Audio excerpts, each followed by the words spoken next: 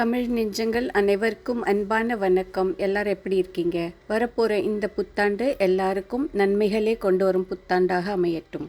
இன்றைக்கி ஜோதிஸ் வலையொலியில் நம்ம பார்க்க போகிறது ஒரு சிம்பிளாக செய்யக்கூடிய ஒரு தக்காளி குருமா. இது எல்லா வகையான உணவுக்கும், சப்பாத்தி, தோசை எல்லாத்துக்குமே சேர்த்து சாப்பிடக்கூடிய ரொம்ப சுவையான ஒரு குருமா தான் பார்க்க போகிறோம். வாங்க வலையொலிக்குள்ளே போகலாம். எப்படி செய்கிறதுன்னு பார்க்கலாம். நான் 2 குழிக்கரண்டி அளவு எண்ணெய் எடுத்திருக்கேன். ஏன்னா இந்த தக்காளி வதக்கிறதுக்கு கொஞ்சம் எண்ணெய் கூடுதலாக இருந்தால் நல்லாயிருக்கும். இப்போ இதுக்கு தாளிப்புக்கு தேவையான பொருட்கள் பார்த்துருவோம்.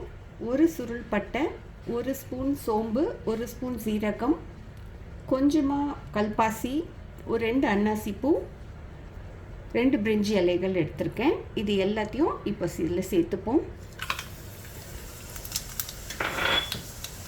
இது நல்லா பொரியட்டும். இப்போ இதில் நான் 2 வெங்காயம் நல்ல பொடி அரைஞ்சி வச்சுருக்கேன். முதல்ல வெங்காயத்தை நான் சேர்க்குறேன்.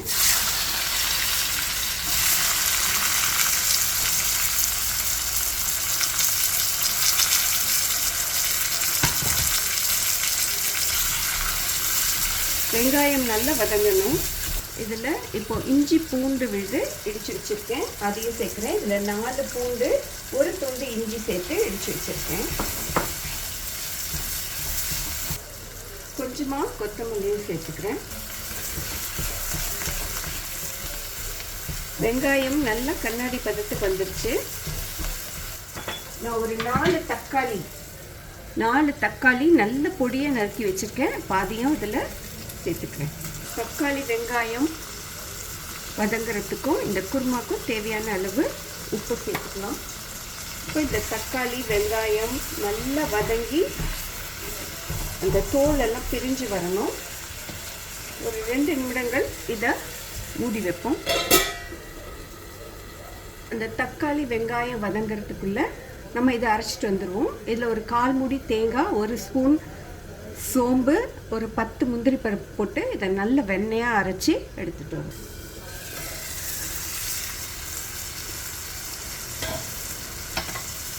இப்போ நம்ம போட்டு தக்காளி இங்கே பாருங்கள் நல்லா வெந்திருக்கு. இப்போ இந்த நேரத்தில் இந்த குருமாக்கு தேவையான மசாலாலாம் சேர்த்துருவோம். நான் 1½ கரண்டி தனி மிளகாய் தூள் சேர்க்குறேன். 1 கரண்டி அளவு தனியாத்தூள், 1 கரண்டி அளவு கரம் மசாலா, 1 கரண்டி அளவு மஞ்சள்தூள். இதெல்லாம் நல்லா சேர்த்து கலந்து வச்சுருங்க. இது கூடுதலாக சுவை கொடுக்கறதுக்காக நான் கஸ்தூரி மேத்தி 1 ஸ்பூன் சேர்க்குறேன். நான் தண்ணி எதுவுமே சேர்க்கலை. இந்த தேங்காய், சோம்பு, முந்திரி இந்த விழுதை இப்போ இதில் சேர்த்துடலாம்.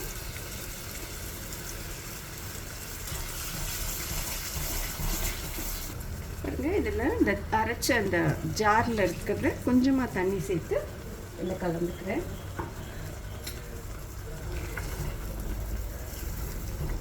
தேங்காய் விட்டதுனால நம்ம ரொம்ப நாளி கொதிக்க விட வேண்டாம். ஏன்னா நம்ம ஏற்கனவே நல்லா தக்காளி வெங்காயம் நல்லாவே வெந்திருக்கு. நம்ம இதை கொதிக்க விட வேண்டாம். ஒரே ஒரு கொதி வந்த உடனே இதை நிறுத்திடலாம்.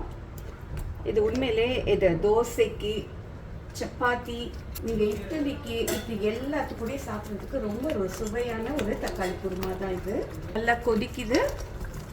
இப்போ இந்த நேரத்தில் நான் கடைசியாக கொத்தமல்லி சேர்க்குறேன்.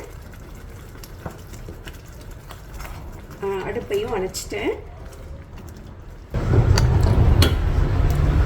ரொம்ப ரொம்ப ருசியான, நான் எதுவுமே சேர்க்கலதில்ல. இதில் தக்காளி வெங்காயம், தேங்காய், சோம்பு, முந்திரி பருப்பு சேர்த்து அரைச்சது தான் போட்டிருக்கேன். நிறைய மசாலாவும் நம்ம சேர்க்கல இதில்.